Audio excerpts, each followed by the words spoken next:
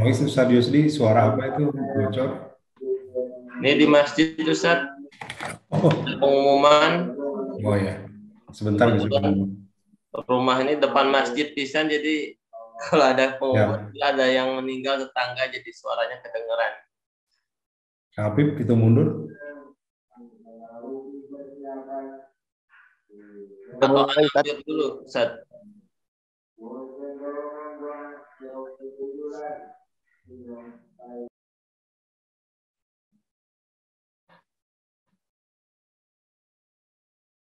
Mulai ke Habib.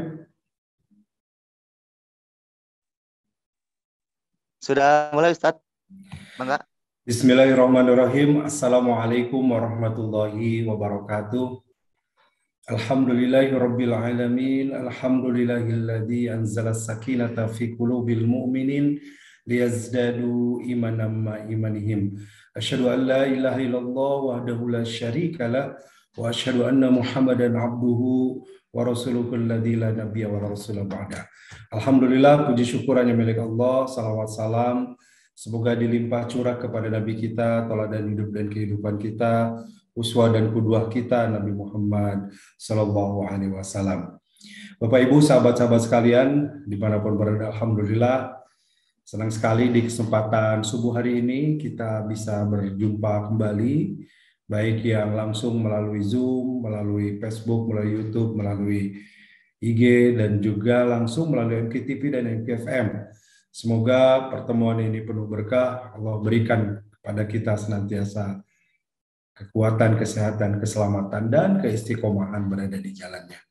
Dan alhamdulillah, insya Allah hari ini kajian fikih seperti biasa hari Senin, kita akan membahas fikih muamalah terkait bagaimana bersyariah ya dalam urusan ekonomi, urusan muamalah sesuai dengan syariah. Imam Asy-Syatibi mengatakan ada 5 setidaknya diturunkan syariat ini dan semuanya adalah untuk kebaikan kita ya. Lihibdidin, adanya syariat untuk menjaga agama agar agama ini terjaga segala aturan kelestariannya sampai menyelamatkan manusia ke akhirat nanti. Lihifdil mal, menjaga harta kita agar harta kita benar jelas kepemilikannya, harta yang kita gunakan halal dan penuh berkah. Kemudian lihifdin nasl, untuk menjaga keturunan. Ya, maka ada aturan-aturan dalam syariat terkait dengan kepemilikan barang, terkait dengan pernikahan sampai kepada warisan kalau sudah wafat. Ada lihibdinas, untuk menjaga manusia itu sendiri ya, sehingga manusia dalam kehidupannya juga terjaga, terjamin kesejahteraannya, terjamin kehidupannya dengan benar dikarenakan ada syariat yang menaunginya.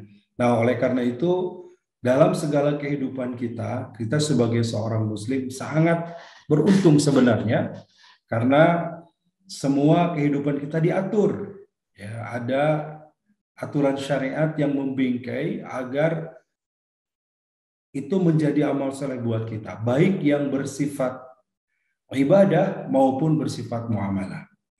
Yang bersifat ibadah tentu saja semuanya bergantung kepada bagaimana kita berusaha meniru dengan apa yang dicontohkan oleh Rasulullah. Itulah tugas kita ya. Karena dalam ibadah itu akan diterima sampai kalau akhlasu wa aswabuhu, ikhlas karena Allah dan cocok dengan contoh Rasulullah. Ya, ibadah apapun maka panduan kepada Rasulullah. Ya, Rasulullah ma'amarofi umuri dinikum, ya, segala urusan dan itu ada urusan agama kalian, fa'ilayya, maka hendaklah kepadaku, artinya bertanya kepada Rasulullah, mengikuti syariat Rasulullah.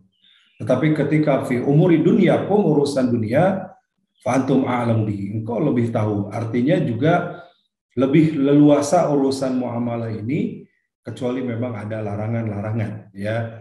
Sedikit mengulang mungkin beberapa kali pertemuan sebelumnya, bahwa ketika kita bermuamalah maka di situ al aslu fil muamalati al ibahah. Urusan muamalah ini boleh hatta yakuma dalil minan nahawi, sampai kemudian ada larangan.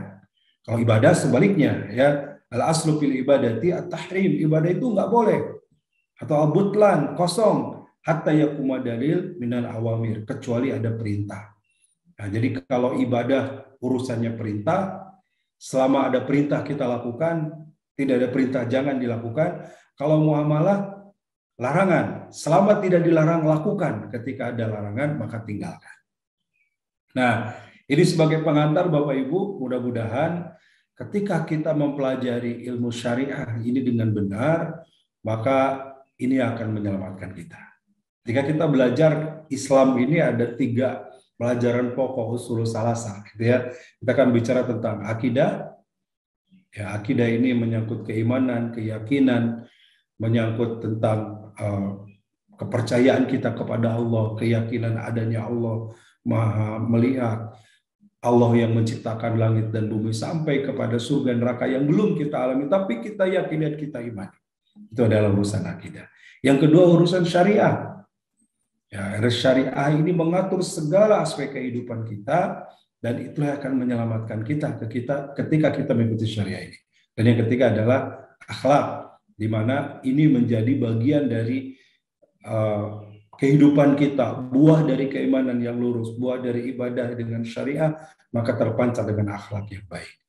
Bapak Ibu, itu sebagai pengantar. Insya Allah hari ini kita mengundang Ustadz Ahmad Yusdi Ghazali, ya, beliau salah satu dosen di program studi hukum ekonomi syariah di STI Darut Tauhid, dan beliau juga seorang pebisnis, pengusaha. Jadi kita akan belajar nih bagaimana membangun ekonomi, ya, apalagi di hukum ekonomi syariah gitu ya, membangun ekonomi yang bersyariah, ya. Dan nampaknya wah sepertinya sulit, sepertinya bagaimana? Nah, kita tanya nanti ya. Selain juga kita nanti bisa mengkaji sejarah, tentu saja orang-orang terdahulu, para Rasulullah, para sahabat, para tabi'in, para salafus saleh terdahulu yang memberikan contoh bagaimana bermuamalah yang baik sesuai syariah, dan itu sangat menguntungkan, dan untungnya tidak hanya di dunia tapi sampai ke akhirat nanti. Masya Allah, begitu kurang lebih. Baik, kita akan sapa Ustadz Ahmad Yusdi Ghazali. Assalamualaikum warahmatullahi wabarakatuh, Ustadz. Waalaikumsalam warahmatullahi wabarakatuh. Alhamdulillah, sehat Ustadz. Alhamdulillah, bi khair walillahil hamd. Alhamdulillah, semoga Ustadz dan keluarga diberikan kesehatan lahir dan batin, ya. Terima kasih Ustadz atas waktunya bisa bergabung di kesempatan pagi hari ini. Ini terkait dengan tema kita, bagaimana membangun ekonomi syariah atau ekonomi yang bersyariah, gitu ya. Baik, silakan Ustaz Yusdi menyampaikan pengantaran terlebih dahulu. Bismillahirrahmanirrahim. Assalamualaikum warahmatullahi wabarakatuh. Waalaikumsalam warahmatullahi wabarakatuh. Alhamdulillahirabbil alamin. Wassalatu wassalamu ala asyrafil anbiya'i wal mursalin sayyidina wa nabiyyina Muhammadin wa ala alihi wa sahbihi wa man tabi'ahum bi ihsanin ila yaumiddin. Allahumma inna nas'aluka ilman nafi'a wa rizqan thayyiba wa amalan mutaqabbala. Rabbi shrah li sadri wa yassir li amri wahlul 'uqdatam min lisani yafqahu qawli. Amma ba'd. Para hadirin yang dimuliakan oleh Allah Subhanahu wa taala, alhamdulillah kita bersyukur kepada Allah Subhanahu wa taala pada pagi hari ini kita diberikan nikmat iman, Islam, nikmat sehat wal afiat, dan semoga Allah Subhanahu wa taala memberikan kita istiqomah dalam beribadah kepada Allah Subhanahu wa taala. Salawat serta salam selalu kita lantunkan untuk baginda kita Rasulullah sallallahu alaihi wasallam beserta kepada keluarganya, para sahabatnya, dan para pengikutnya hingga akhir zaman. Para hadirin yang dimuliakan oleh Allah Subhanahu wa taala, sebagaimana yang telah disampaikan oleh Al-Ustadz Mulyadi Al-Fadil hafizahullah taala, bahwa tema yang akan kita bahas pada pagi hari ini adalah tentang bagaimana membangun ekonomi yang bersyariah. Nah, dalam membahas judul ini, saya mengambil sebuah buku yang berjudul Abdurrahman bin Auf fi Alam Athara yang ditulis oleh Dr. Hashim bin Abdurrahman Al-Buhaishim. Karena dalam berbicara tentang ekonomi syariah tidak terlepas dari figur sahabat Abdurrahman bin Auf, yang mana beliau merupakan sosok sahabat panutan dalam bidang ekonomi syariah.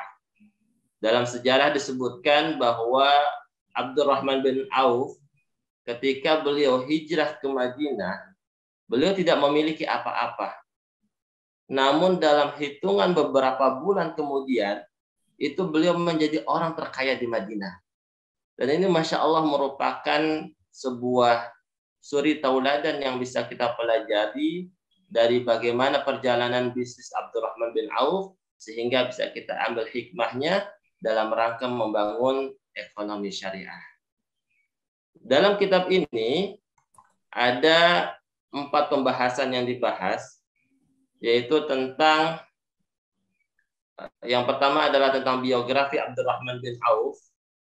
Kemudian selanjutnya adalah tentang perdagangan dalam kehidupan Abdurrahman bin Auf. Kemudian selanjutnya peran Abdurrahman bin Auf dalam membangun negara Islam. Dan yang terakhir adalah sifat-sifat yang ada pada orang sukses. Yang pertama kita bahas tentang biografi Abdurrahman bin Auf. Abdurrahman bin Auf radhiyallahu anhu berasal dari Bani Zuhrah dan masih ada hubungan kerabat dengan Rasulullah Shallallahu Alaihi Wasallam. Dan Bani Zuhrah terkenal sejak masa jahiliyah dengan pandai berdagang. Dan ayah beliau pun seorang saudagar yang kaya di Mekah. Jadi kalau mungkin di Indonesia, di kita saat ini ada beberapa suku yang memang dikenal dengan pandai berdagang. Nah, kalau di Arab itu yang terkenal pandai berdagang adalah Bani Zuhrah. Dan Abdurrahman bin Auf berasal dari Bani Zuhrah. Kemudian Abdurrahman bin Auf diberi gelar oleh Rasulullah SAW dengan gelar Al-Amin. Jadi hampir sama dengan Rasulullah SAW yang memiliki gelar Al-Amin. Bahkan disebutkan dalam hadis, Rasulullah mengatakan kepada Abdurrahman bin Auf, "Anta aminun fi ahli sama wa aminun fi ahli al-ard." Engkau adalah orang yang dipercaya di ahli atau penduduk langit dan orang yang dipercaya pada penduduk bumi. Hal ini menunjukkan bahwa modal utama dalam membangun ekonomi syariah adalah kejujuran. Karena kejujuran adalah kunci dari kesuksesan. Hadirin yang dimuliakan oleh Allah Subhanahu wa taala, nah, sifat-sifat dan kepribadian Abdurrahman bin Auf yang disebutkan dalam kitab tadi, bahwa beliau zuhud di dunia meskipun beliau adalah orang yang kaya di Madinah, bahkan termasuk sahabat terkaya di Madinah, tapi beliau tetap zuhud. Hal ini dapat kita ambil sebuah makna bahwa zuhud bukan berarti meninggalkan dunia seluruhnya, tapi memaknai zuhud adalah bagaimana kita memandang dunia ini sebagai wasilah untuk mendekatkan diri kita kepada Allah Subhanahu wa taala. Jadi dunia yang dimiliki tidak menjadi kecintaannya yang paling tinggi dalam hatinya, tapi dunia yang dimiliki merupakan wasilah untuk mendekatkan diri kepada Allah Subhanahu wa taala. Kemudian juga beliau zuhud dalam kepemimpinan, tidak rakus dalam kepemimpinan, padahal beliau adalah orang yang kaya, tapi beliau meninggalkan kepemimpinan dan lebih fokus dalam berdakwah di jalan Allah Subhanahu wa taala. Kemudian tawadhu, iffah, pemaaf, ahli fikih. Nah, ini dapat kita pahami bahwa seorang saudagar, seorang yang memiliki bisnis dalam Islam, dia harus memiliki fikih, memiliki ilmu tentang bagaimana dia bermuamalah. Karena bahkan sahabat Umar bin Khattab radhiyallahu anhu, beliau pernah berkata, "La yabi' fi suqina illa man qad tafaqaha fid din." Tidak boleh atau dilarang seseorang berjualan di pasar kami kecuali dia sudah mempelajari tentang fikihnya. Karena ketika seseorang melakukan transaksi muamalah dan tidak memiliki fikih atau pemahaman tentang bagaimana bermuamalah yang benar, dikhawatirkan muamalah yang dia lakukan terdapat hal-hal yang dilarang oleh Allah Subhanahu wa taala. Nah, kemudian di antara sifat beliau juga adalah pemberani dan juga beliau adalah seorang yang sangat dermawan. Hadirin yang dimuliakan oleh Allah Subhanahu wa taala, keutamaan yang dimiliki oleh Abdurrahman bin Auf, beliau adalah termasuk as-sabiqunal awwalun, sahabat pertama yang masuk ke dalam agama Islam. Bahkan beliau termasuk 8 orang pertama yang pertama kali masuk ke dalam agama Islam. Kemudian di antara keutamaan beliau juga termasuk di antara 10 orang yang diberi kabar gembira akan masuk ke dalam surga. Masya Allah.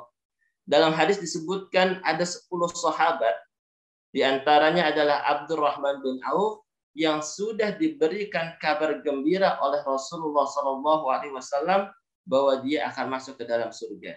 Salah satunya adalah sahabat Abdurrahman bin Auf.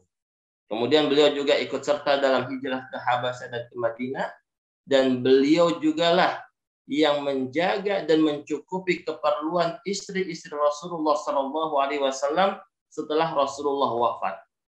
Jadi ketika Rasulullah SAW wafat, siapakah sahabat yang memberikan nafkah dan memberikan kecukupan untuk istri-istri Rasulullah SAW? Jawabannya adalah Abdurrahman bin Auf. Sampai disebutkan dalam sebuah hadis bahwa beliau mewasiatkan untuk istri-istri Rasulullah SAW sebesar 40.000 dinar. Kurang lebih 1 dinar itu 4,25 gram emas. Jadi kalau dikalikan 40.000 dinar, ini Masya Allah setara dengan 170.000 gram atau 170 kilo emas. Ini kalau dirupiahkan ini menjadi berapa miliar ini Ustaz ya. Masya Allah. Ini yang memberikan nafkah untuk istri-istri Rasulullah SAW setelah Rasulullah wafat adalah sahabat Abdurrahman bin Auf radhiyallahu anhu. Dan ini merupakan keutamaan dan fadilah yang dimiliki oleh Abdurrahman bin Auf. Hadirin yang dimuliakan oleh Allah Subhanahu wa taala, selanjutnya yang akan kita bahas adalah perdagangan dalam kehidupan Abdurrahman bin Auf.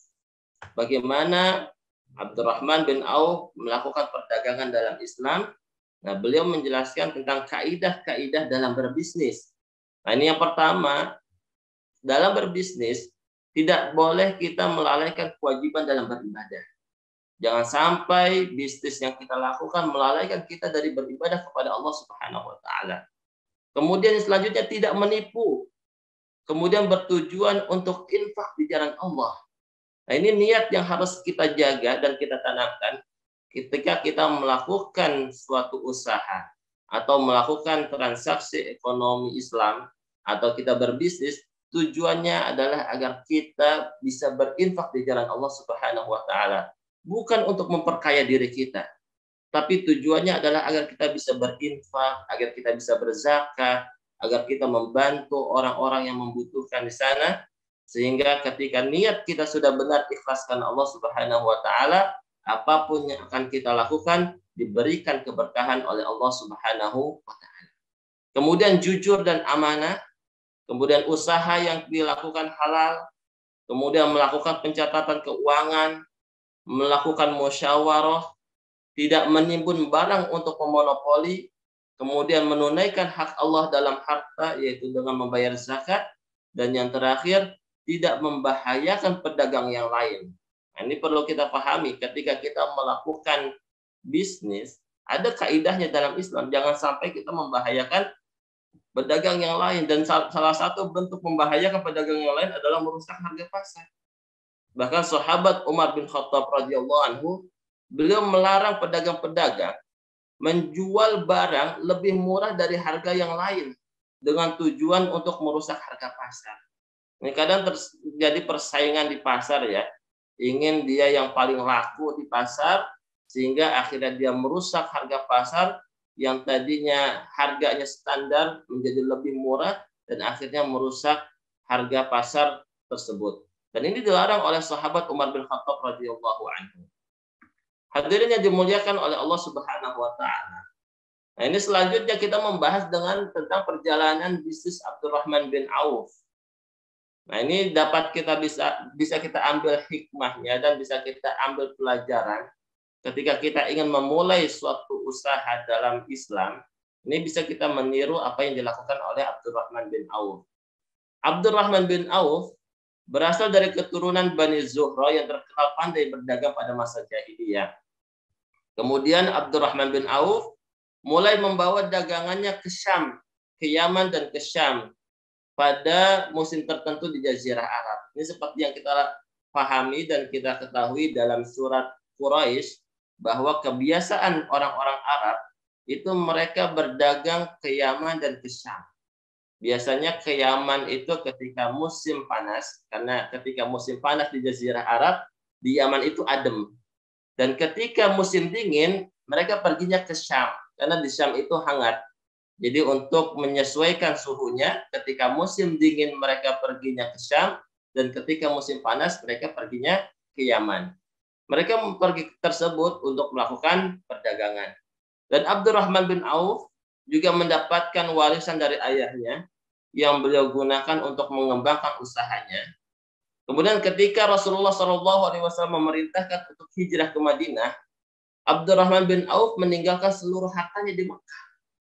Meskipun beliau mendapatkan warisan yang besar dari ayahnya yang beliau gunakan untuk berdagang, tapi ketika beliau hijrah ke Madinah, itu beliau tidak membawa apa-apa. Bahkan ketika tiba di Madinah, beliau ditawarkan oleh Sa'ad bin Rabi untuk mengambil sebagian harta miliknya. Namun beliau menolaknya dan meminta ditunjukkan kepada pasar. Jadi ketika hijrah ke Madinah, Abdurrahman bin Auf tidak memiliki apa-apa dan beliau dikenal di penduduk Madinah bahwa beliau adalah seorang saudagar yang kaya, akhirnya ditawarkan oleh sahabat Sa'ad bin Rabi untuk mengambil sebagian hartanya. Karena kalau kita ketahui biasanya orang yang terbiasa hidup enak ketika tiba-tiba susah takut imannya goyah gitu. Makanya oleh Sa'ad bin Rabi ditawarkan untuk mengambil sebagian harta miliknya. Tapi karena Abdurrahman bin Auf ini memiliki marwah yang tinggi, beliau mengatakan kepada Sa'ad bin Rabi, "Dullani ala suq." Tunjukkanlah aku kepada pasar. Di mana letak pasar yang ada di Madinah? Dan itu terbukti bahwa dalam waktu beberapa bulan kemudian Abdurrahman bin Auf menjadi orang terkaya di Madinah. Bayangkan kalau kita mungkin butuh waktu bertahun-tahun, tapi Abdurrahman bin Auf butuh waktu hanya beberapa bulan saja sehingga menjadi orang terkaya di kota Madinah. Kemudian beliau ditunjukkan ke pasar Qainuqa. Pasar Qainuqa ini pasar milik orang Yahudi yang ada di Madinah. Nah, ketika beliau datang ke pasar tersebut, beliau mempelajari dan memperhatikan keadaan pasar. Nah, ini penting ketika kita ingin membangun sebuah usaha, kita pelajari dulu bagaimana pasar yang akan kita target untuk menjual produk kita. Seperti yang dilakukan oleh Abdurrahman bin Auf, beliau mempelajari bagaimana keadaan pasar, yaitu di pasar Qainuqa yang dimiliki oleh orang-orang Yahudi. Nah, perlu kita ketahui di pasar Qainuqa ini, orang-orang Yahudi itu mengenakan pajak kepada pedagang-pedagang Muslim yang ikut berjualan di situ. Sehingga para pedagang Muslim merasa tertekan dan keuntungannya berkurang karena diambil pajaknya oleh orang-orang Yahudi. Kemudian setelah mempelajari pasar, Abdurrahman bin Auf mengawali usahanya dengan berdagang iqal. Itu pengikat unta. Jadi beliau membeli seutas tali, kemudian dibuat sebuah kerajinan yang digunakan untuk mengikat unta. Kemudian dijuallah di pasar tersebut. Dan alhamdulillah bisnis iqal ini laku gitu. Dan dapat kita pahami juga dalam kisah ini bahwa salah satu aspek bisnis yang bisa kita kembangkan adalah craft. Itu kerajinan tangan, handcraft gitu ya, seperti yang dilakukan oleh Abdurrahman bin Auf. Kemudian selanjutnya setelah keuntungan terkumpul dari jualan iqal tersebut, beliau membeli seekor unta untuk dijadikan angkutan barang dan kebutuhan pasar. Ini kalau kita lihat dalam bisnis saat ini, itu bisnis logistik ya, atau jasa transportasi. Nah, Masya Allah, Abdurrahman bin Auf ketika tadi mendapatkan keuntungan dari jualan iqal, beliau kemudian membeli seekor unta untuk dijadikan angkutan barang. Karena di pasar tersebut banyak orang-orang yang membutuhkan jasa angkut barang untuk barang dagangan yang mereka bawa, maka beliau menyediakan unta untuk dijadikan jasa angkutan dan beliau mendapatkan upah dari jasa tersebut. Nah, setelah itu sudah mulai banyak keuntungan yang beliau dapatkan, akhirnya beliau membentuk pasar bersama Rasulullah SAW dan sahabat lain khusus untuk umat Islam. Nah, yang tadinya umat Islam ikut berjualan di pasar orang-orang Yahudi, yaitu pasar Bani Qainuqa, karena ketika mengikut kepada orang-orang Yahudi di pasar tersebut, mereka dikenakan pajak dan merasa tidak adil diperlakukan oleh orang-orang Yahudi. Akhirnya mereka ingin membentuk pasar sendiri yang dibangun oleh umat Islam. Ini nama pasarnya Suq Al-Manakho. Ini kalau kita ke Madinah saat ini, itu ada di sebelah barat Masjid Nabawi. Itu ada sebuah area yang sekarang banyak orang berjualan. Itu sebenarnya dari zaman Rasulullah SAW. Cuma bentuknya sekarang udah dirubah, tapi pasarnya memang sudah dari zaman dulu. Itu namanya Suq Al-Manakho. Nah, setelah mengetahui kebutuhan pasar, beliau bekerja sama dengan Arab Baduy, pemilik komoditi barang seperti kurma, susu, keju, dan lain-lain, untuk membeli produk mereka dengan pembayaran tempo dan dijual di Madinah. Nah, ini juga buat solusi juga, menjadi solusi untuk teman-teman, rekan-rekan yang ingin memulai usaha, tapi tidak tahu dan tidak memiliki modal, ya, tidak memiliki modal untuk menjalankan usaha tersebut. Nah, bisa dilakukan cara yang dilakukan oleh Abdurrahman bin Auf, yaitu dengan cara bekerja sama dengan pemilik barang dan melakukan pembayaran tempo, ya, pembayaran diundur, dan ini dibolehkan dalam Islam.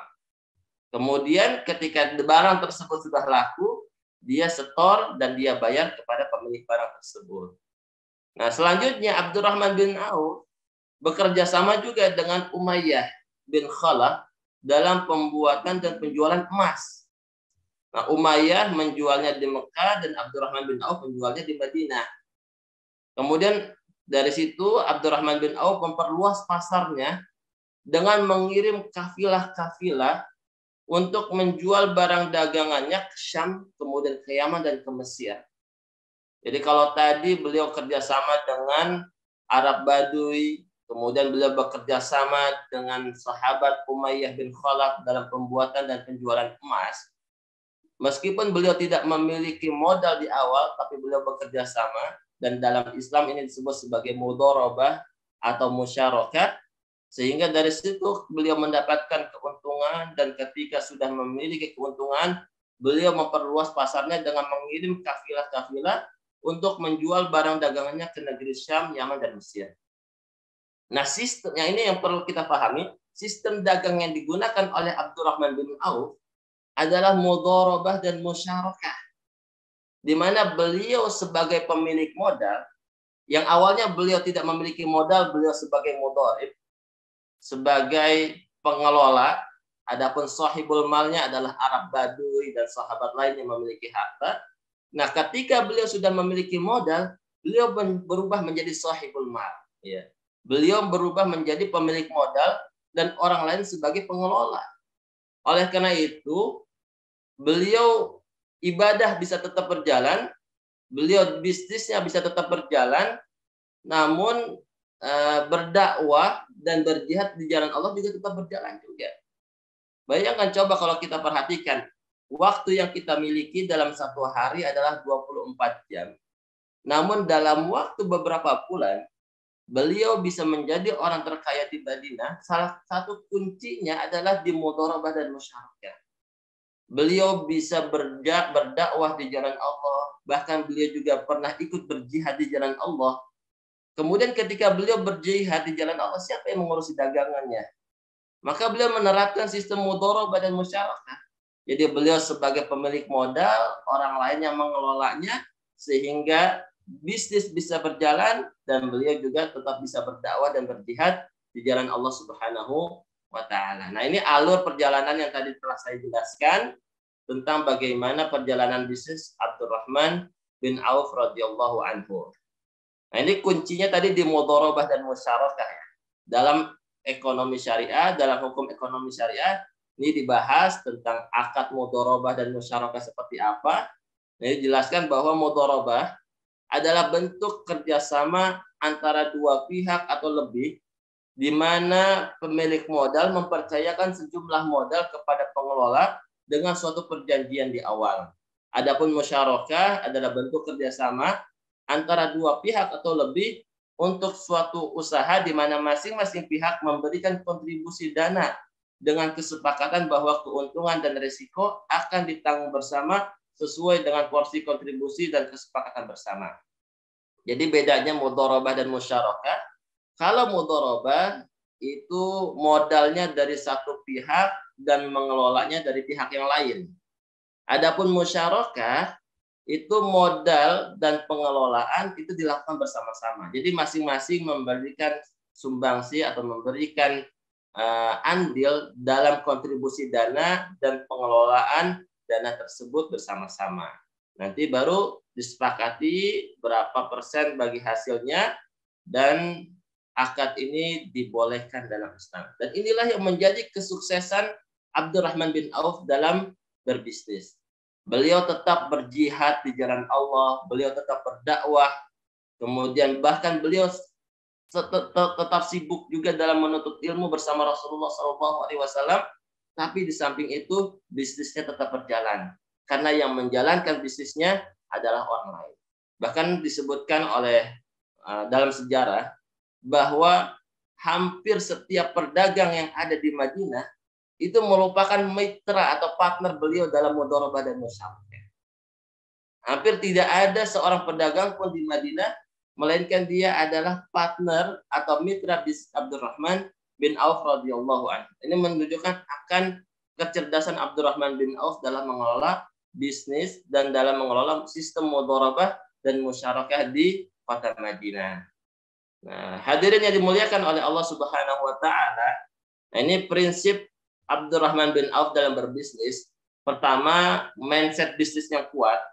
Kemudian yakin dan percaya bahwa harta milik Allah dan manusia diberikan tugas untuk mengurusnya dengan baik. Kemudian menjauhi tabzir dan israf berlebih-lebihan dalam menggunakan harta, bersegera dan sabar, bertanggung jawab, berani mengambil resiko, menerapkan hukum syariah dalam berdagang. Kemudian harta adalah wasilah bukan tujuan, dan rezeki yang dicari adalah rezeki yang halal. Kemudian strategi Abdurrahman bin Auf dalam berbisnis, yang pertama adalah mempelajari keadaan pasar. Ini yang dilakukan oleh Abdurrahman bin Auf. Ketika beliau datang ke kota Madinah, beliau mempelajari keadaan pasar di pasar Bani Qainuqa. Nah, apa aja yang beliau pelajari? Pertama, kebutuhan konsumen dan behavior mereka seperti apa. Kemudian mempelajari siapa aja kompetitornya. Karena di Madinah waktu itu kompetitornya adalah Yahudi. Nah, beliau pelajari gimana nih cara berdagangnya orang Yahudi. Kemudian dipelajari apa aja kelemahan orang-orang Yahudi, sehingga kelemahan tersebut dilengkapi dengan kelebihan yang ada dalam umat Islam. Akhirnya mereka, penduduk Madinah yang biasanya belanja ke pasar orang-orang Yahudi di Bani Qainuqa, akhirnya pindah ke pasar umat Islam yang ada di Suq Al-Manakhah. Kemudian harga pasar yang berlaku itu juga harus dipelajari. Kemudian di antara strategi juga bermusyawarah. Kemudian penentuan tujuan yang jelas, perencanaan yang bagus, penentuan wasilah atau langkah-langkah untuk mencapai tujuan, mengatur pekerjaan, dan membagi waktu yang baik. Kemudian menciptakan perbedaan dan peluang pasar. Kemudian yang terakhir adalah sedekah dan infak. Ini merupakan strategi yang dilakukan oleh Abdurrahman bin Auf radhiyallahu anhu. Nah, kalau kita lihat aktivitas Abdurrahman bin Auf itu tidak lepas dari tiga hal ini. Aktivitas Abdurrahman bin Auf tidak lepas dari di masjid, atau berdagang, atau berjihad.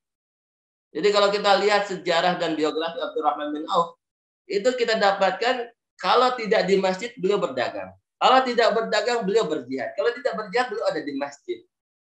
Namun aktivitas bisnis beliau tetap berjalan dan beliau mendapatkan keuntungan dari bisnis tersebut dan beliau tetap bisa berjihad, bisa menuntut ilmu kepada Rasulullah SAW karena beliau menerapkan sistem mudharabah dan musyarakah tadi. Beliaunya tidak perlu sibuk berdagang setiap hari, tapi yang menjalankan bisnisnya adalah orang lain dan beliau bisa berjihad dan menuntut ilmu bersama Rasulullah SAW. Nah, ini infak yang dilakukan oleh Abdurrahman bin Auf. Kita ketahui dalam sejarah bagaimana infaknya Abdurrahman bin Auf yang jor-joran, yang tidak ada bisa menandingi mungkin kita saat ini, bagaimana beliau berinfak. Kemudian beliau juga seperti yang disebutkan di awal, yang memberikan nafkah untuk istri-istri Rasulullah SAW setelah Rasulullah wafat. Kemudian beliau juga mempersiapkan banyak pasukan perang dan menginfakkan hartanya untuk berperang di jalan Allah Subhanahu wa Ta'ala. Para hadirin yang dimuliakan oleh Allah Subhanahu wa Ta'ala, yang terakhir yang bisa saya sampaikan adalah ada beberapa sifat yang kita dapatkan pada orang-orang yang sukses, di antaranya mempunyai berbagai jenis usaha seperti yang dilakukan oleh Abdurrahman bin Auf, kemudian fokus, membaca peluang, berani mengambil resiko, tekad yang kuat, sabar, berkesinambungan, dermawan, hemat, dan tawadhu. Nah, ini beberapa sifat ini ada dalam karakter baku yang ditanamkan di Darut Tauhid, Masya Allah. Nah, semoga dengan karakter-karakter yang kita biasakan di pesantren Darut Tauhid ini bisa membangun sifat-sifat orang-orang yang sukses dalam Islam ini. Demikian yang bisa saya sampaikan. Semoga bisa bermanfaat. Wabillahi taufiq wal hidayah. Wassalamualaikum warahmatullahi wabarakatuh. Waalaikumsalam. Terima kasih Ustadz Ahmad Yusdi Ghazali. Bapak Ibu hadirin sekalian, luar biasa ya. Jadi kalau dengar cerita atau kisah Abdurrahman bin Auf ini memang sangat menginspirasi kita semua, baik yang mungkin jadi pengusaha, yang sedang berusaha, atau yang ingin jadi pengusaha ya. Karena memang dalam sejarah beliau katanya orang yang gagal untuk miskin, jadi pernah bisa miskin ya. Seperti disampaikan Ustaz Yusdi tadi, ini sedikit menambahkan Ustaz. Jadi kisahnya ketika tahu Abdurrahman bin Auf ini mengikuti Rasulullah, orang-orang Mekah, orang Quraisy itu mengancam ya, kamu mau ikut Muhammad, hijrah ke Madinah, tapi tidak bawa apa-apa kecuali pakaianmu itu yang dipakai, dan atau tinggal di Mekah dan tetap menjadi orang terkaya di Mekah dan menjadi pemimpin di Mekah. Nah, bahkan istrinya pun ditawarin dan dibujuk, sehingga istrinya tidak ikut. Ya, Abdurrahman bin Auf berangkat dengan tanpa membawa apapun kecuali pakaian yang dia pakai, dan sampai di Madinah didengar oleh orang-orang Madinah ya. Nah, mereka menyambut Abdurrahman bin Auf sampai mengatakan, Sami itu annaka ghaniyun fil Makkah. Kami dengar engkau orang yang paling kaya di Mekah. Jadi mau apa modal disiapkan, mau rumah disiapkan, karena datang orang kaya. Tapi kata Abdurrahman bin Auf seperti disampaikan Ustaz Yusdi tadi, jazakallahu khair, dullani ainal aswaq. Hanya meminta di mana pasar ya, dan ditunjukkan pasar, membangun pasar. Dalam 3 bulan menjadi orang terkaya di Madinah, dan dalam setahun menjadi orang terkaya nomor 1 di Madinah ya. 3 bulan menjadi orang terkaya ketiga, dan dalam setahun menjadi orang terkaya pertama di Madinah. Jadi ini luar biasa tadi. Ternyata kuncinya bagaimana kedekatan dengan Allah ya, karena 3 tempat tadi, masjid, kemudian berjihad ya, selalu itu yang dilakukan, dan berdagang ya, berbisnis dan berdagang. Baik, kita undang nampaknya Ustadz Ghazali, para pendengar atau yang bergabung di Zoom, silakan boleh raise hand, boleh langsung, atau yang di IG, di YouTube, di Twitter boleh ya ikut, atau di MKFM juga boleh, karena ada webnya juga, MKFM MKTP, boleh chat juga, insya Allah ada panitia yang membantu ya. Baik, mungkin sebelum yang lain nih, Ustadz Yusdi, terkait dengan ini saya langsung bertanya secara teknis saja nih. Ustadz Yusdi juga sebagai pengusaha ya dan melakukan aktivitas usaha ini sebenarnya apa? Kan kalau Abdurrahman bin Auf kita dengar tuh seperti nggak ada kendala gitu ya. Karena tadi memang garisnya itu sudah digariskan oleh Allah.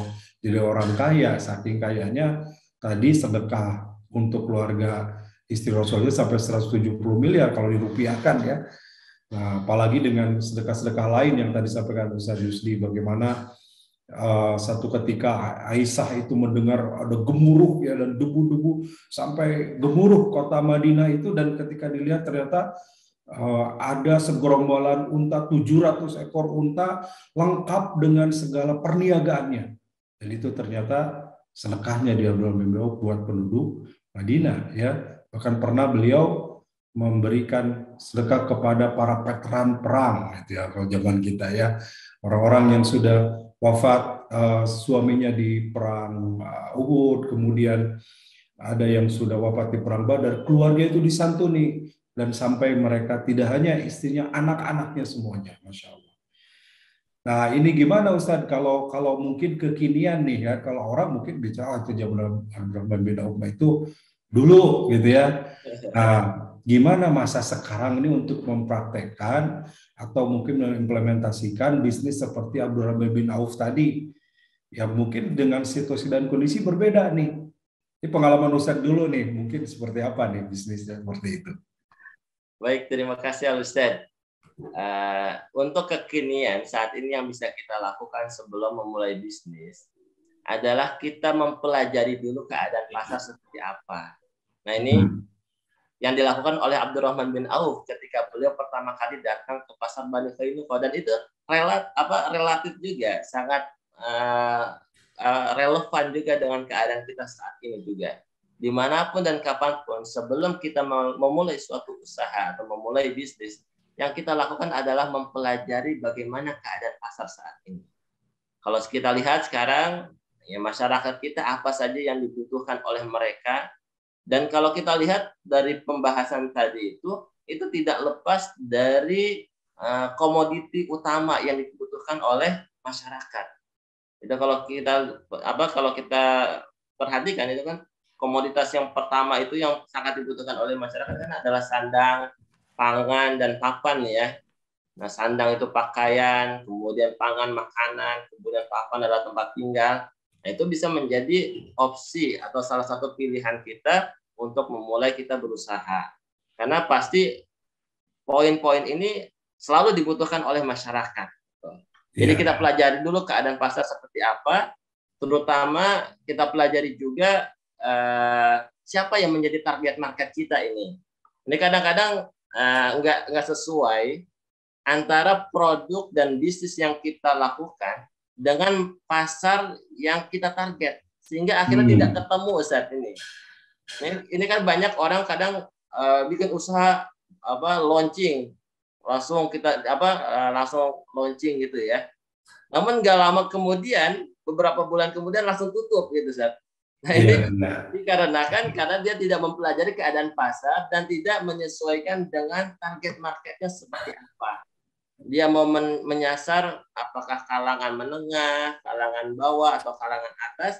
Nah, ini perlu dilakukan riset pasar terlebih dahulu. Oke, ini menarik ya. Jadi bisa dipraktekkan masa kini juga ya, apa yang dilakukan oleh Abdurrahman bin Auf tadi, membaca kebutuhan pasar dengan kebutuhan konsumen dan behaviornya, kebiasaannya, kemudian siapa kompetitornya, dan juga harga pasar yang berlaku ya. Betul. Baik. Tadi juga dibahas tentang bahwa ini hadis ya kalau tidak salah ya, tidak boleh berdagang kecuali yang sudah memahami fikihnya. Saya lupa tadi hadis atau ungkapan sahabat. Ya, dari sahabat Umar bin Khattab. Dari Umar bin Khattab ya. Nah, ini penting juga nih Bapak Ibu sahabat-sahabat sekalian. Jadi tidak boleh berdagang kecuali sudah memahami fikihnya. Nah, ini gimana Ustaz Dik? Kondisi sekarang itu justru orang bahkan sudah banyak jadi pengusaha, jadi pedagang baru mau belajar, itu masih mending. Ada yang nggak mau belajar malah sama sekali gitu ya. Padahal pasar itu satu sisi adalah tempat tempat tentu menjadi jalan rezeki ya, tapi sisi lain karena di pasar itu banyak setannya, katanya begitu Ya, ya. betul, Ustaz. Artinya peluang untuk tergelincir berbuat buruknya sangat besar nih. Nah, jadi gimana nih supaya di masyarakat kita memiliki kesadaran di dalam di dalam motivasi untuk mau belajar tentang ilmu fikihnya sebelum berdagang, sebelum berbisnis, sebelum berwirausaha. Karena ini kelihatannya menjadi sebuah kelemahan ya, di mana kaum muslimin berdagangnya mau, jadi pengusaha mungkin banyak yang mau gitu ya. Tapi mempelajari ilmunya belum tentu banyak yang mau. Nah, gimana Ustaz nih solusinya? Baik, terima kasih Al Ustaz. Hadirin yang dimuliakan oleh Allah Subhanahu wa taala, perlu kita ketahui bahwa dua aspek yang selalu melekat dalam kehidupan kita sehari-hari adalah aspek ibadah dan aspek muamalah. Ini kalau kita pelajari dalam ilmu fikih, ada fikih ibadah dan ada fikih muamalah. Kehidupan kita tidak lepas dari dua aspek ini. Beribadah, baik yang fardu maupun yang sunnah, itu dibahas dalam fikih ibadah. Dan yang selanjutnya adalah muamalah yang tidak kalah pentingnya. Karena setiap hari pasti kita melakukan muamalah. Ketika kita beli ke warung, ada transaksi muamalah yang dilakukan. Ketika kita minjam uang ke orang lain, ada transaksi muamalah yang terjadi di situ.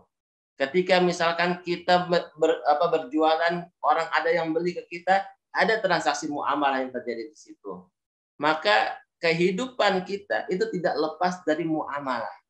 Oleh karenanya, perlu kita pahami juga, sebagaimana ibadah harus kita pelajari dengan baik, maka muamalah juga harus kita pelajari dengan baik juga. Jangan hanya saja ibadah yang kita pelajari, fikih ibadah bagaimana sholat, bagaimana puasa, bagaimana zakat, bagaimana toharoh, tapi aspek muamalah kita abaikan.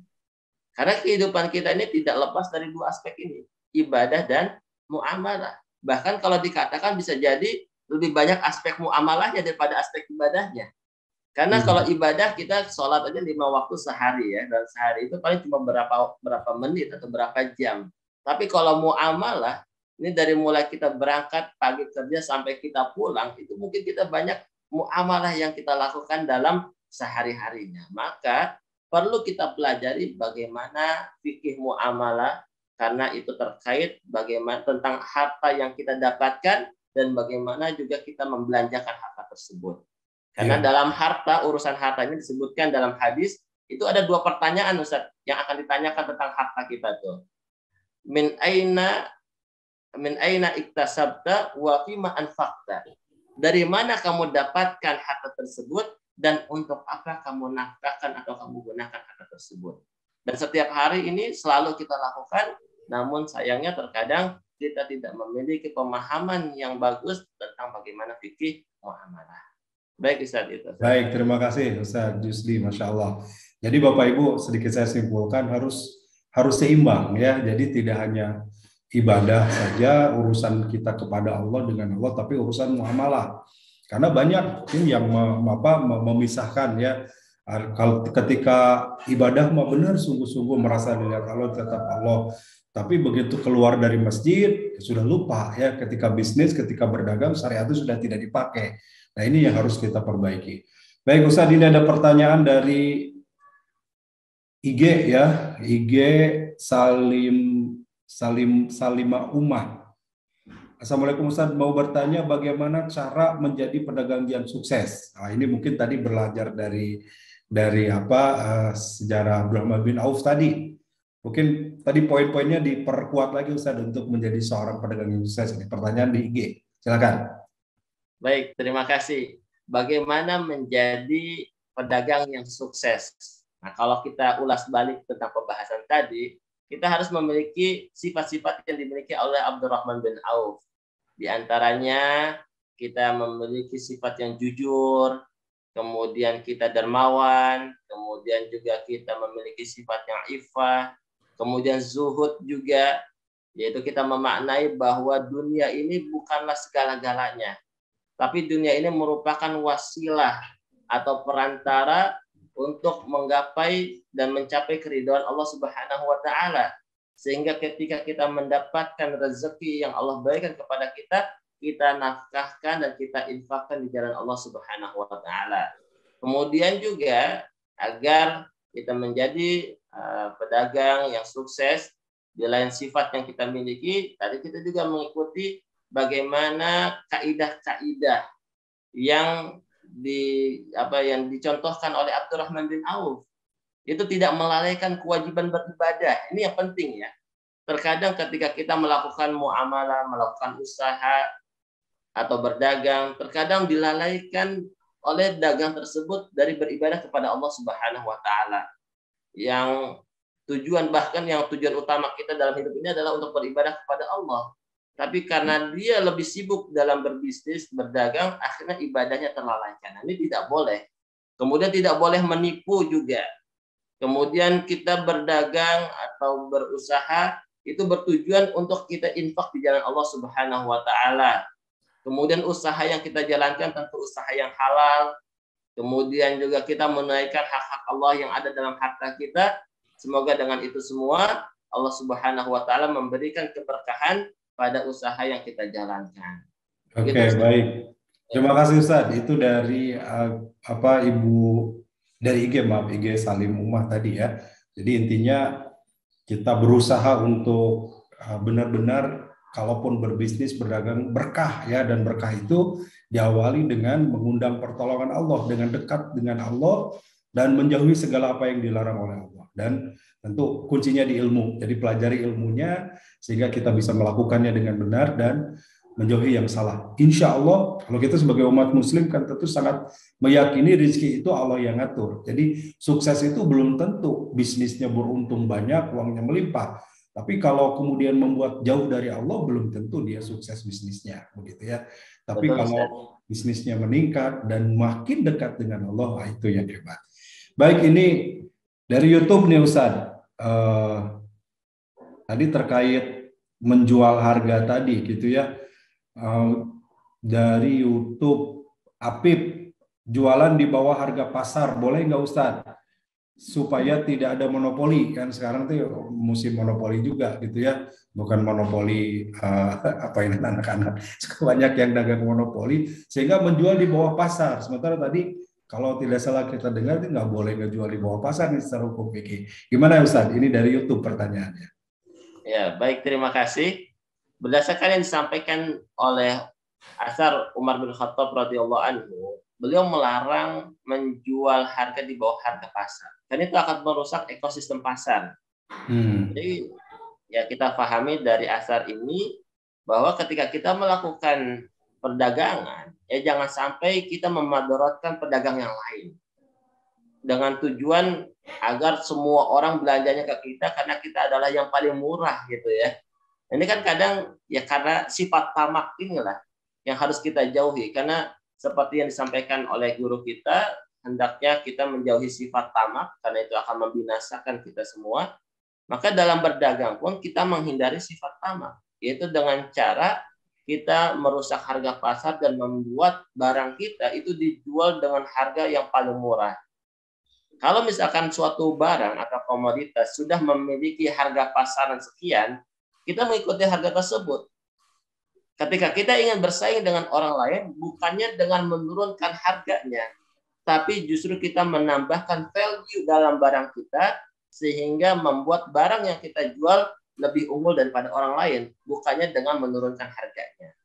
Jadi strateginya seperti itu, bukannya kita menurunkan harga, tapi justru kita menambah value atau menambah nilai dalam produk kita, sehingga menarik dan dapat dibeli oleh customer kita. Itu Ustaz. Baik, terima kasih Ustaz. Ini ada dari IG tapi kayaknya sama tidak dijawab ya. Mau bertanya apa kunci buat bisa sukses, tadi udah dijawab. Kemudian ini yang juga menarik nih, tadi masuk pembahasan juga tentang berdagang atau jual beli sekarang terkait dengan jual beli online nih Ustaz. Jual beli online yang sepertinya terjadi perang harga sehingga jadi tidak sehat lagi gitu ketika jual beli secara online. Ini bagaimana mensikapinya atau mungkin juga lah bagaimana secara hukum Islam begitu, Ustaz? Baik, terima kasih. Jual beli online itu ada ketentuan-ketentuan yang dijelaskan oleh para ulama agar jual beli tersebut menjadi halal ya dan dibolehkan dalam syariat. Terutama yang pertama adalah tidak menipu ya, tidak menipu customer, karena terkadang yang sering terjadi dalam jual beli online yang difoto gambarnya seperti ini tapi yang datang ternyata beda barangnya. Nah itu Ustaz, itu ya yang perlu diperhatikan, karena jual beli asasnya adalah antara kalau sama-sama ridho, maka antara barang yang ada dalam gambar itu harus sama dengan barang yang dikirim kepada customer agar customernya ridho dan transaksinya menjadi sah dan menjadi halal. Adapun terkait dengan persaingan harga yang terjadi saat ini ya, itu memang suatu kenyataan yang terjadi saat ini ketika banyaknya para pedagang yang tidak mengerti tentang hukum Islam, akhirnya dia melakukan berbagai cara untuk memonopoli pasar sehingga akhirnya merusak harga pasar. Kalau terjadi seperti itu, ya bukannya kita ikut menurunkan harga juga, tapi yang perlu kita lakukan seperti yang tadi saya sampaikan adalah bagaimana kita menambahkan value dalam produk kita sehingga dapat kita jual dengan harga yang standar dan mendapatkan keberkahan dari perdagangan tersebut. Karena kalau kita jual di harga yang sangat rendah gitu ya, itu bisa jadi memudaratkan pedagang yang lain juga, dan juga bisa jadi memberikan madarat buat banyak hal ya. Bisa jadi kalau sekarang ini Ustaz justru bahkan banyak istilah-istilah kayak bakar duit Ustaz. Jadi nggak apa-apa lah saya rugi, yang penting saya viral dulu gitu kan, yang penting saya terkenal dulu gitu kan. Nah ini sebenarnya tidak boleh juga seperti itu, karena banyak orang yang sengaja dia membuat cara seperti itu agar dia viral menjadi ramai, kemudian setelah itu baru dia naikkan harganya kepada customer gitu Ustaz. Baik, ya alhamdulillah ini masih banyak pertanyaan nih Ustaz, tapi waktu kita nih 3 menit lagi ya, 2 menit lagi. Saya sedikit tambahkan tadi terkait jual beli online Bapak Ibu. Jadi ini alat saja ya. Online ini alat, tentu saja kalau mencari dalil zaman Rasul belum ada online ya. Mungkin zaman kita kecil juga belum ada Ustaz ya. Ya. Jadi ini kekinian sebagai alat saja, tapi tentu secara koridor aturan Islam diatur ya. Tadi sampai kalau Ustaz Yusdi harus antarodin, saling ridho, benar, tidak ada goror menipu gitu ya antara barang dan yang dipajang dengan barang yang dijualnya itu sama, kemudian tidak ada unsur riba di dalamnya sehingga tidak ada yang dirugikan satu sama lain ya, sama-sama untung, sama-sama mendapat keridhaan dan sama-sama jadi amal soleh. Ingat, buat kita berbisnis, berdagang, berjual beli, bermuamalah itu adalah amal soleh yang tentu saja tidak terlepas dari pahala dan dosa. Kalau benar, kalau sesuai, kalau tidak ada pelanggaran syariah, maka insya Allah jadi kebaikan, jadi pahala. Kalau ada keburukan, kecurangan, maka jadi dosa di dalamnya. Yang lain mohon maaf nih belum bisa dijawab, tapi sebagian sama ya tadi terkait pertanyaan online, ada bersifat seperti uang elektronik dan sebagainya. Tadi intinya sama, yaitu sebagai alat saja. Kemudian yang lain monopoli pasar sudah, jadi mohon maaf kalau ada yang lain agak menyimpang nggak dijawab ya. Ini ada pertanyaan tentang suami, tentang rumah tangga, mungkin di sesi lain karena hari ini sesinya fikih muamalah. Ustaz Yusdi, 1 menit terakhir sebelum kita akhiri, mungkin ada closing statement, silakan. Bismillahirrahmanirrahim. Para hadirin yang dimuliakan oleh Allah Subhanahu wa taala, mempelajari tentang muamalah merupakan suatu kewajiban yang kita lakukan, karena tidak hanya ibadah saja yang perlu kita pelajari, tapi kita juga perlu mempelajari tentang bagaimana kita bermuamalah sesuai dengan syariat Islam. Oleh karena itu, marilah kita sisihkan waktu kita untuk sedikit demi sedikit kita mempelajari fikih muamalah, terutama rekan-rekan atau teman-teman yang memang bergelut di dunia usaha. di dunia bisnis itu lebih wajib lagi. Karena seperti yang disampaikan oleh sahabat Umar bin Khattab tadi, tidak boleh kita berdagang kecuali kita sudah mempelajari tentang fikihnya. Oleh karena itu, semoga dengan kesempatan ini kita bisa termotivasi untuk terus belajar tentang fikih muamalah. Demikian Ustaz. Baik, alhamdulillah, terima kasih Ustaz Ahmad Yusdi Ghazali LCMA MH yang sudah bergabung di kesempatan pagi hari ini. Bapak Ibu, sahabat-sahabat, terima kasih yang sudah bergabung baik melalui Zoom, melalui MKTV, MKFM, Facebook, YouTube, IG, semuanya. Sekali lagi terima kasih, semoga jadi ilmu buat kita hari ini. Mari kita tekad untuk belajar, ya, belajar ilmu fikihnya, belajar ilmu muamalah, sehingga apa yang kita lakukan benar dan berkah dinilai oleh Allah Subhanahu wa taala. Terima kasih. Aku qouli hadza wa astaghfirullah li wa lakum. Subhanakallahumma wa bihamdika asyhadu an la ilaha illa anta astaghfiruka wa atubu ilaik. Assalamualaikum warahmatullahi wabarakatuh. Waalaikumsalam warahmatullahi wabarakatuh.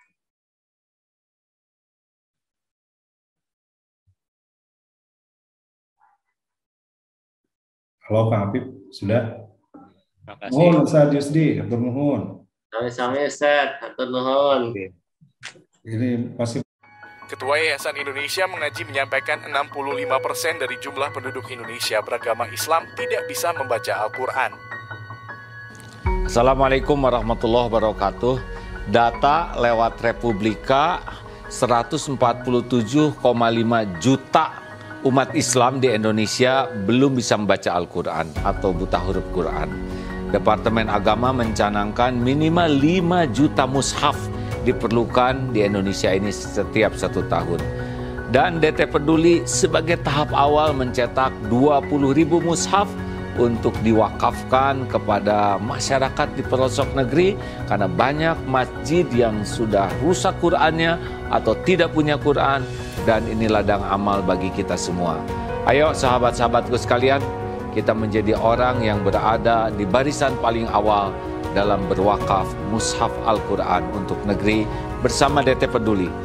Assalamualaikum warahmatullahi wabarakatuh. Berwakaf Al-Quran ke pelosok negeri plus pelatihan membaca Al-Quran.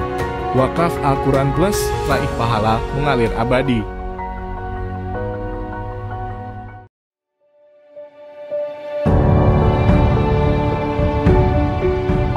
Saudaraku sekalian, ini adalah kawasan Eko Pesantren 2 di daerah Parompong. Masya Allah, luasnya 4,6 hektar dan di sini akan segera dibangun masjid dan pesantren. Islam sangat serius untuk menjaga kelestarian alam, rahmatan lil alamin. Dan mudah-mudahan menjadi ladang amal bagi siapapun yang memang merindukan membangun masjid, membangun lembaga pendidikan. Inilah kesempatan untuk beramal. Saya sangat senang sekali di daerah saya akan dibangun pembangunan masjid sama pesantren.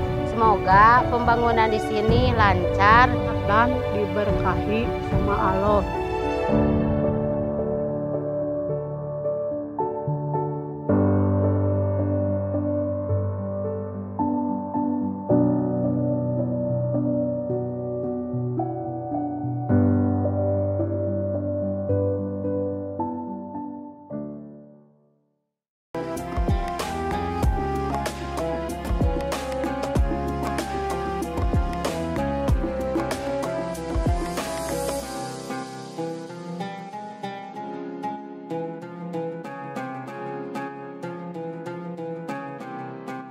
Jangan lupa, saya bilang sekalian, terus berlangganan di Darut Tauhid Official.